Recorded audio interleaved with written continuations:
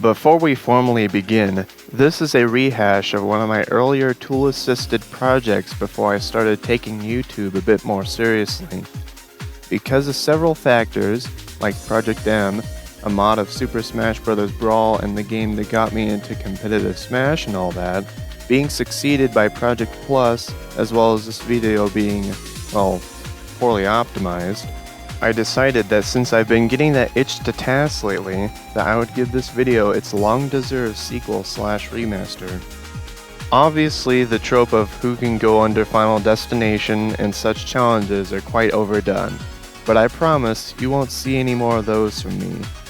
Well, of course, unless I get requests for something similar, in which case, promise broken. This also serves as a warm-up for all the speaking and editing I will have to do for my flushed away level speedrun guides, which by the way should start to be released closer to the end of this year. Anyway, thanks for giving this a peek. I hope you enjoyed the video. Hello ladies and laddies, I'm Newts, and this is a tool-assisted demonstration of who can retain the most airtime in Project Plus, specifically version 2.29, which is the latest release of the mod as of this video's production. In the case that a future version changes a character's ability to retain airtime significantly enough that it obsoletes any information presented in this video, or if I simply make a mistake when doing these trials, like forgetting a resource, I will probably make a short addendum video at some point after getting feedback. Anyway, since we'll need to have more of a formula this time for this challenge, we're gonna go over my mathematical process of making sure that no characters were shorted of any airtime before we go over the rules of the challenge. If you'd rather just watch the fruits of my efforts than worry about all this nerd crap and the rules, skip to the timestamp shown on the screen now. Now then, to the math part. Something that I didn't really get right the first time around was the minimization of negative velocity. Basically, that just means that for a jump, you'll want to use as much of the jump as possible before using another resource, like a double jump or recovery move. For characters with small resource pools, this works well. Waiting until the last moment of the jump creates less negative velocity overall and thus increases airtime. However, most if not all characters have a secondary tool that makes things quite a bit more complicated. Let's look at this first graph here. The x-coordinate corresponds to the amount of time spent in the air, and the y-coordinate corresponds to the height gained by jumps or other moves. In case you aren't familiar, or it's been a while since you've encountered this in math class, each jump or move is represented by parts of a piecewise function, which is just multiple functions which are cut off at certain parts to make things like this, or Desmos art. Anyway, the first graph shows that our example character, Falco, gains as much height as possible before using his up special, then he falls to the ground as he is out of resources to use. This of course is not very good performance-wise as he gets to terminal velocity and keeps it for a long time. We can achieve a better airtime even with just these resources. The second graph shows Falco waiting until the very last frame to use each of his resources and then falling to the ground. This is as good as we get with these three moves. Now let's apply the same logic to when we add a resource that stalls our airtime in such a fashion that it makes a straight line on the graph. This third graph shows exactly that, where Falco waits until the last frame to double jump, then waits until the peak of his double jump to use down special a couple times to stall, then uses up B. The down B, or shine, isn't used for very long, and we don't get as much out of that precious resource as we can. This fourth graph fixes the problem by reverting to gaining as much height as possible before using the shine again. If that is the case, then what do? First, we are going to simplify this whole ordeal by categorizing each resource. Jumps, air dodges, and most recovery moves make a parabola on the graph. Stalling moves make a line on the graph, and other moves that have weird arcs, stall well but have significant end lag, or wall jumps that rise at first but then make you fall as your ability to wall jump stales are considered special cases. To stall in the air for the most amount of time with any character, we'll have to account for the resources that we can use and make sure that none of them overlap and that every cost, like burning part of a jump, is outweighed by the payout, like being able to use one or two more stalls before using our last resource. Moves that make parabolas should even out unless setting up for stalling moves. Moves that make lines will be used last to retain height gained from other moves, and special cases will be dealt with in trial and error. I think you and I have had enough of a mathematical refresher for one video, because if we started considering even just wall jumps, the graphs will get very complicated, and so we stop there. Now that is just my thought process on how I will be going about this, so in case I made a mistake and you're quite bothered by it, you can go ahead and tell me down in the comments and I can simply run through these steps again. Let's get through the rules in quick fashion. Like the original video, the timer starts the first frame that the character leaves the ground after whatever setup that is needed is complete, like pulling out items that the character can summon naturally or charging up certain moves. The timer ends the first frame that the character touches the ground. For characters like Snake that have an infinite recovery due to some shenanigans, they will appear again except said shenanigans are removed so other resources can be used to give them a finite time. Speaking of characters, there will be some new additions this time. The stage that will be used is Training Room, a stage similar to what the original video used but with some changes. There is a battlefield stage and this pillar that can be hit, but the only part of the stage that can be used for the challenge is one of these walls. We'll be using the right wall as we use the left wall in the original video, though otherwise has no effect on the results. The bottom left corner will show time in seconds, though all times will otherwise be noted in frames. Of course, 60 frames denote a second. Finally, the results will be shown at the end in a tier list format, and these results and timestamps will be in the description as well, meaning you can look at whichever characters you want or watch the entire video. Now, from worst to best, here's how each character performed. Ready, go! Out of the gate, we already have an interesting case. Bowser can stick with only using his 3 main resources and waiting, but this next method gets us the exact same time. Bowser's down special can be cancelled with a jump, and his side special gives him a little bit of stalling time, so if we time it just right, we get enough height to fit the side B in and then up B. Bowser gets 15 frames, or a quarter of a second, of improvement in both cases.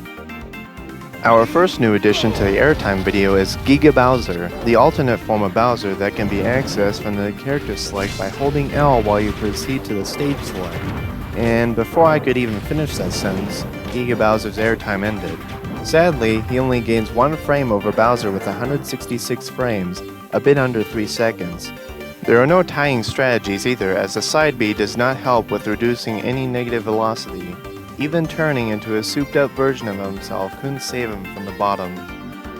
Roy is up next, and he needs the extra height to fit in 2 side Bs to stall before angling the up B as straight as we can upward, improving by 13 frames. His fast fall speed and lack of recovery options make it impossible to stay airborne further.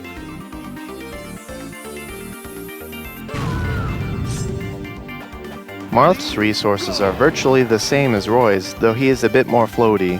Said floatiness doesn't help him too terribly much, but it's enough to give him half a second more airtime than Roy. From the original video, Marth gains 8 frames of airtime. Mr. Game & Watch is one of 2 characters to lose airtime rather than gain. Because of some changes weakening down B's stalling, no amount of optimization would be able to even out or improve over the original video. On the plus side, out of double jump he can up B up to the 3rd frame after the jump input to regain said double jump. This evens it out a little bit, but he still loses 4 frames of airtime overall. Captain Olimar and his fleet of Pikmin gain 21 frames of airtime for more optimal resource management with the better timing of the neutral B to stall before using the up B. Despite how it looks, that is not the landing visual effect you're seeing there. It is an effect from his up B. I had to double take a couple times to make sure I didn't mess up there. Ike gains 9 frames of airtime over the original video. Since the side B lasts about the same time no matter the charge as it just speeds up, it's better to wait to double jump. Ike can only wall jump out of a side B and he can only do it once, so this is about the best that he can do. Ganondorf implements a bit of creativity to get the most airtime out of his resources, starting off by bouncing off the wall with his down B to gain more height than a jump, then using both the float and cape to stall momentum before all auxiliary resources are gone. This adds up to 56 frames, almost a second of improvement. Donkey Kong gains 30 frames, or a whole half a second, over its original time. The ability to use an aerial down B to stall gives him a good amount of extra mileage if used correctly like here. Otherwise, there isn't anything else he can do. Zelda gains almost a full second at 52 frames gained over original time. Both of her otherwise quite useful stalls, her neutral and side B, have a lot of end lag, so the only way to maximize airtime is to interrupt her side B as early as possible and make sure not to touch the ground. This right here is exactly why I use TAS to do these, as any other timings would have ended up with her becoming grounded during the up B.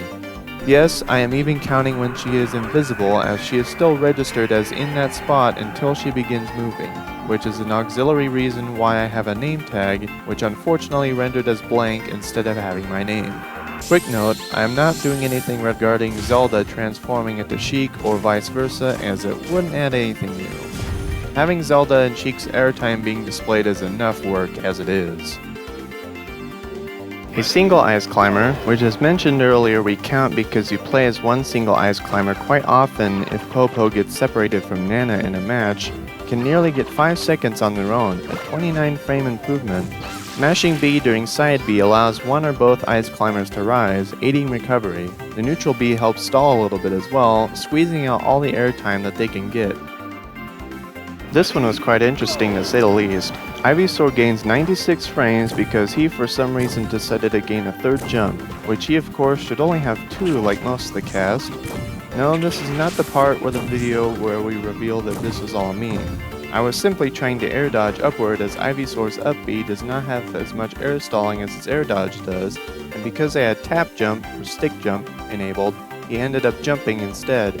It only worked on that specific frame right after the down air in that position. I was too far away from the wall for it to be the culprit, and no other position nor timing replicated this granting of an extra jump, and I was unable to do it again afterwards, making this time finite. This clearly shows that Ivysaur did not in fact touch the ground, so there may be some hidden mechanic that I am not aware of that may have registered me as touching the ground despite how it shows visually. If you're knowledgeable, please let me know down in the comments. Until then, I'm counting this odd phenomenon as extra earned airtime. All of Meta Knight's special moves can help him stall in the air in some way, but the best one for stalling in the air is his up special, as we can only choose one of his specials due to them putting him into an inactionable falling state after. To best utilize it, aim downwards for a short amount of time and quickly hold up. If you hold just up, it ends earlier than usual. That along with much better jump placements grants 44 frames of improvement.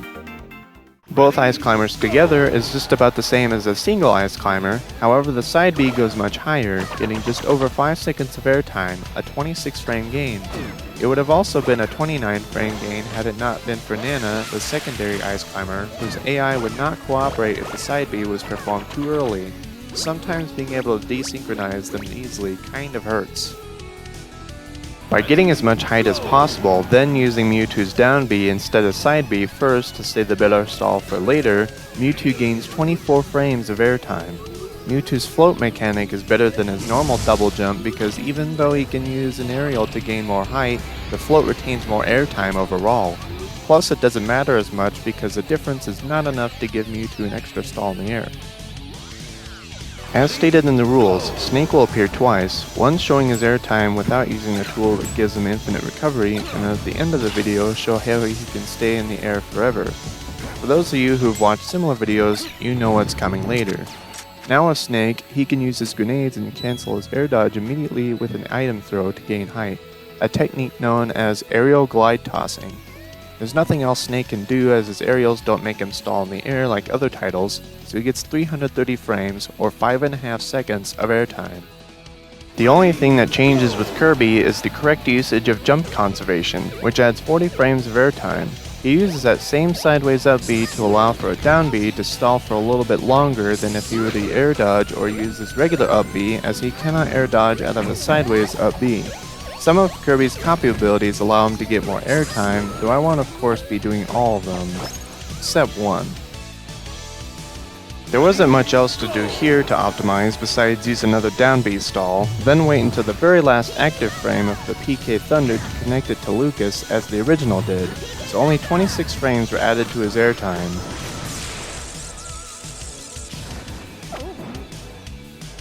Using King Dedede's down B, we can gain lift upward a little bit, though we have to mind the long end lag of the move. It could have been more, given there was a way to set up a Waddle Dee or Gordo that he throws while falling without touching the ground, but because the only time he can use them is right when they're near him and there isn't a lot of leeway given the other resource management required, I don't think it would be possible to use. Therefore, we must settle for 77 frames of improvement. Pit has to do something similar to Meta Knight in order to retain height with the side B glide, but this time he uses a tiny bit of stalling from a second arrow to squeak out 26 frames of improvement. The ending lag on the side B and the fact that it burns a jump if not used before the final jump makes it impossible to stay in the air any longer. Because it changes to Charizard's fall speed and glide, he is the second of two characters who lose airtime rather than gain it, and his is significant. Charizard's glide stops after 80 frames, and his gravity was increased as well. This kills 114 frames, nearly 2 seconds of airtime. Ness has a few properties different from Lucas that make his airtime better, like his down B stalling, despite having a worse up B that makes him fall faster.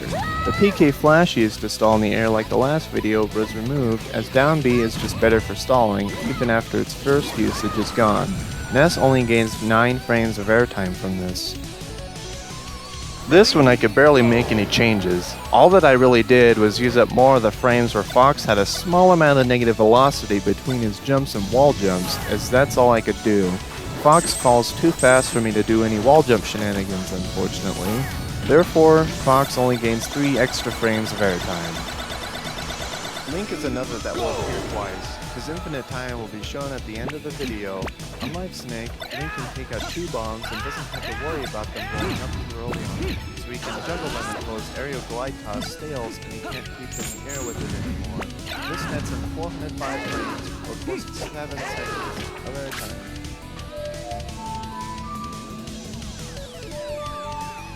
Luigi is our biggest improvement so far with 148 frames, almost 2.5 seconds added to his airtime with some carefully placed side Bs, one at the beginning being a misfire, which adds a tiny bit of airtime so that they hit the wall to cut some end lag when Luigi is at the highest point of the side B.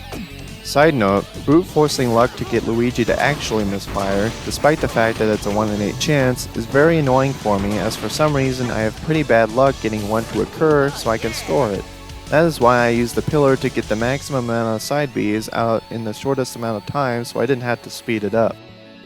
Unlike Fox, Wolf has better aerial drift, falls a bit slower, and has a better shine stall, and with the expectation for higher optimization now set in place, Wolf gains 125 frames in the air.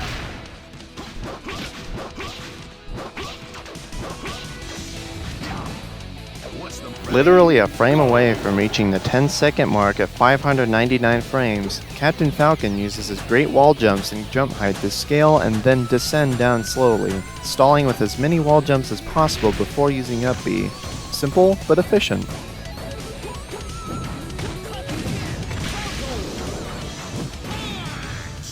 Our biggest improvement in airtime yet is Yoshi, and the secret is using what would otherwise be his worst move, Egg Roll. By continuously bonking into the wall as soon as possible when using side B, Yoshi can retain a lot of height for a while, which means he gains 436 frames over 7 seconds, tripling his airtime. Man, I feel like this would have been an easy one to think of back then. It was only 2 years ago, so surely I would have thought of it. Then again, a lot of these other ones, man, I must not have tried really hard. Anyway, another big improvement with optimizations is Sonic, using all the wall jump power we can get out of him as well as setting up the spring as fast as possible and then using the spring until the last frame before it disappears to maximize height gain that is needed for the wall jumps. This maneuvering nearly doubles his previous airtime, adding 317 frames. If only he could run the spin dash upwards and put more of that speed to use, then it'd be even more airtime. Switching the placement of the jump to get the most height from the wall jumps was the only improvement here with Squirtle. When testing this, something felt a bit off about the wall jumps personally. I checked any changes from Project N to Project Plus as well as any Project Plus patches and nothing came up, so either I somehow was doing something wrong despite making sure my inputs were perfect, or Squirtle's wall jump height was slightly lowered. Anyway, Squirtle can do multiple wall jumps like that because, like some of the characters you'll see next, he can use his neutral B to charge a projectile, in this case water gun, and then cancel it by pressing shield, all while using a B reverse to change the move's momentum. Squirtle's is the least effective, and because there isn't much else to do with him, we only save 2 frames from the original video. Maybe if he could summon the rest of the Squirtle squad, they could make a Squirtle ladder, then have one big Squirtle jamboree when they get a bit of airtime. Falco must really be true to his word when he says he prefers the air, because he outclasses the other 2 space animals with his high jumps and wall jumps, as well as great stalling capabilities. As far as execution, he's about the same as the other 2, and so there isn't anything really new to explain here. Falco improves his previous airtime by 199 frames with more wall jump usage.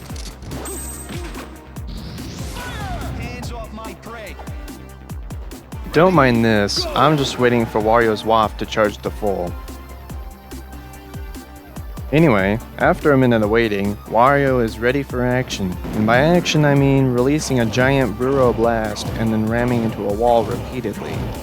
Nothing changes from the original video besides some minor optimizations to get an 80 frame improvement. Zero Suit Samus's airtime optimization is entirely dependent on the fact that her down B that she wall jumps out of near the beginning has slight vertical control, so instead of holding full right towards the wall, we hold up and right. Without this, she would fall short of the original video's time, but that tidbit of knowledge plus extra cleanup gains 11 frames of airtime. I don't remember how I originally came across that, but I'm glad I remembered. Toon Link is another that will appear twice. His infinite time will be shown at the end of the video. Unlike Link, Toon Link can take up 3 bombs and has a wall jump, so he follows a similar route to Link and then gets as much height as possible while carrying a 4th bomb to further extend his airtime. An arrow is used in place of an aerial on one of the wall jumps because the back arrow would otherwise hit the bomb. After what feels like a circus of bombs, he gets 980 frames of airtime.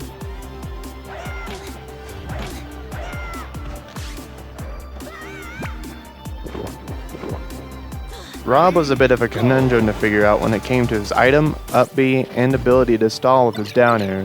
Keeping R.O.B's spinning top, or gyro, out for as long as possible before it disappears, while also saving his double jump and up B until the aerial glide toss is stale and he gets close to the ground, will let him get more airtime, as going high will make him rely on down air, which is good for stalling, but it's better used right after moves that lower his negative vertical velocity first. This gives an improvement of 48 frames over the original video.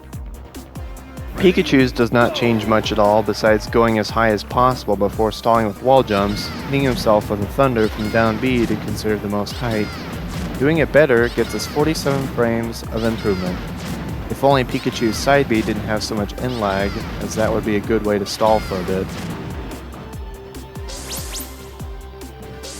This one I may be the most iffy on as to whether I gave it the best optimization or not, though I'm satisfied with what I got after testing a few different strategies, orders of moves, and whatnot.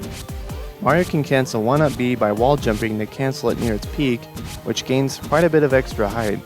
Also, the first use of his side B makes him float up some, while all other uses make him stall slightly. Instead of using B reverse neutral B to stay as close to the wall as possible, we hold toward the wall for a short time, then away, so the B reverse side B gets to the wall as fast as possible to allow for minimum negative vertical velocity between each side B. We save the down B for the end instead of using it at the highest point because it allows us to get enough space for a couple more wall jumps that put us a tiny bit higher, keeping us from touching the ground during the beginning of the up B. This gains 91 frames or 1.5 seconds. A lot of Mario's tools are quite nuanced, so he may be able to gain a bit more. Hopefully not though, I don't plan on making this kind of video a 3rd time. Knuckles is the one new addition to the cast that Project Plus introduced, and he is indeed rougher than the rest of them, at least most of the rest of them.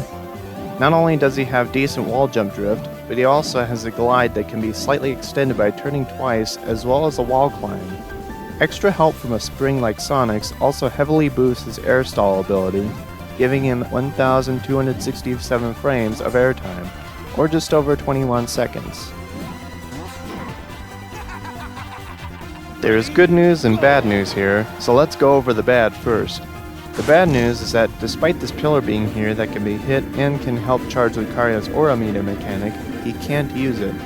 Therefore, we're stuck to using the old method, which we improved by 82 frames. The good news is that Lucario can now use his wall jumps to their full potential. You may notice that we reached past the wall and are now wall jumping off of nothing. And this is because despite the wall being quite tall, it just wasn't enough to give some characters like Lucario the room they need to extend their recovery as far as possible. To solve that, I simply used my prior Brawl modding knowledge to fix that by extending these walls as well as the camera limit and blast zones 5,000 units. It'll come in handy for a couple more characters. Lucario also has a mechanic exclusive to Project M and P+, where if he deals enough damage, he gains up to 2 charges that can be used for his special moves. At the beginning of a match, he starts with 1, which is all we can use for this specific challenge. We use it to cancel his up B so that he can get as much height as possible.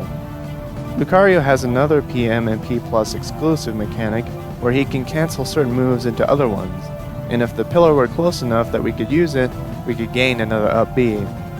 Alas, perhaps it's for the better anyway, as a couple characters have infinites when bouncing off of the pillar with certain moves. Plus, every character would use it to apply hit lag to themselves to extend their airtime. That would make my life harder, and I'd prefer not to have that happen. Diddy Kong improves by 139 frames with the help of the peanut item as well as his banana and some changes in strategy. The fact that you can't grab items with Z after a wall jump really becomes apparent here, as otherwise it'd be much easier to gain height. The peanut is used to help gain height when the banana isn't able to be grabbed. We unfortunately can't throw either item at the wall, as the peanut will simply disappear and the banana doesn't bounce off the wall in any spectacular fashion. Therefore, we throw both of them up, and still we have to spend a double jump early as the peanut goes pretty high before falling down. We only get 1 use out of it, but we end up getting high enough that we will transition to wall jumps anyway. The wall cling is saved for last since we don't have to deal with any item juggling anymore, and we perfectly space ourselves from the ground so that we don't touch the ground prematurely with our up B. That kind of optimization is deserving of a snack, so I think I'll get one.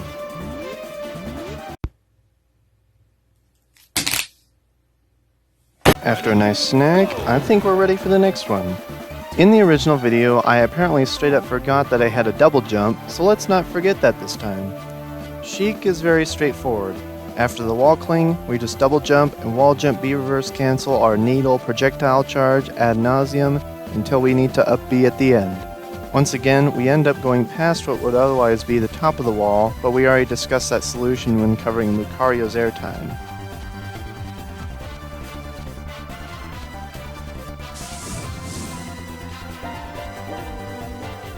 Samus is limited to her wall jumps here, so she loses a whole 1,461 frames, equivalent to over 24 seconds. This is because, by technicality, her down B had to be removed from her arsenal due to it being able to let Samus stall infinitely in the air. How so, you may ask? Well, it doesn't gain infinite height, but she never touches the ground. You'll see what I mean shortly after a couple more characters. At least she gets more wall than she needs to wall jump as far as possible.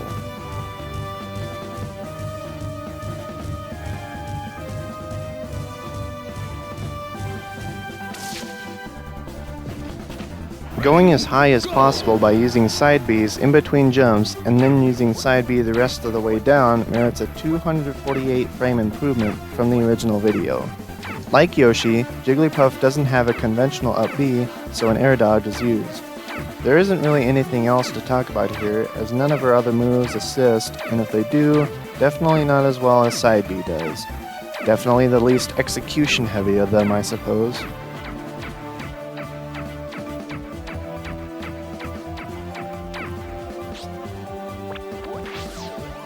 There is quite a bit to unpack here. Peach's down B allows her to pull turnips in certain items like the Mr. Saturn that I pulled out there and set down for a second. With a turnip and a Mr. Saturn, Peach can juggle them with aerial glide tosses. Using the fact that Mr. Saturn can be hit by the turnip to my advantage, I can extend the amount of height that I get waiting for the Mr. Saturn to fall when the glide tosses start staling and sending me lower and lower by throwing the turnip at the wall and then throwing it at the Mr. Saturn. then laying the turnip despawn as I get the maximum height possible with glide tosses before hitting the Mr. Saturn as many times as possible using Peach's float, then double jumping and finally letting Peach throw back Toadstool style for an entire 5 minutes and right before hitting the ground using her up B to slowly fall down.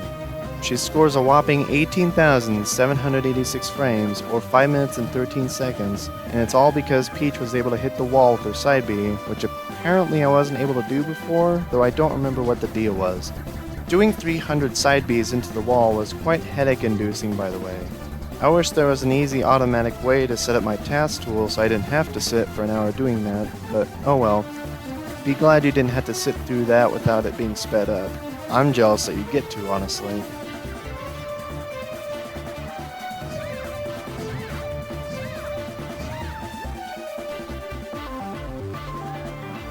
This is Samus Infinite. If you spawn a Morph Bomb close to the time that another detonates, Samus can repeat said action forever. So yeah, there you go. We can move on now to bigger and better things. This is the first of the next 4 that use damage boosts to get infinite height. Since we must start at 0% when on the ground, we simply pull out a couple bombs and rack up damage quickly with some aerial glide tosses. From there, Link gets enough height to rise up without too many shenanigans. We reverted back to the normal version of the stage without the high walls and upper limit, so I didn't have to do too much work here.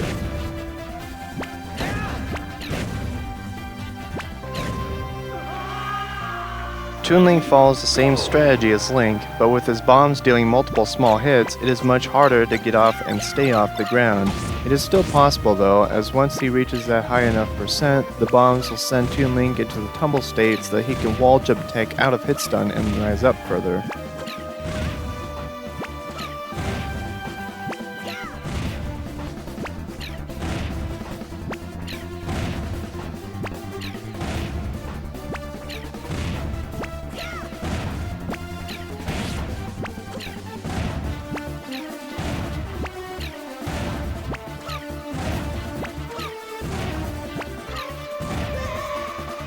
Snake is the easiest to do this infinite self-damage recovery with, as a C4 has a high knockback growth, so his gets finished quite quickly.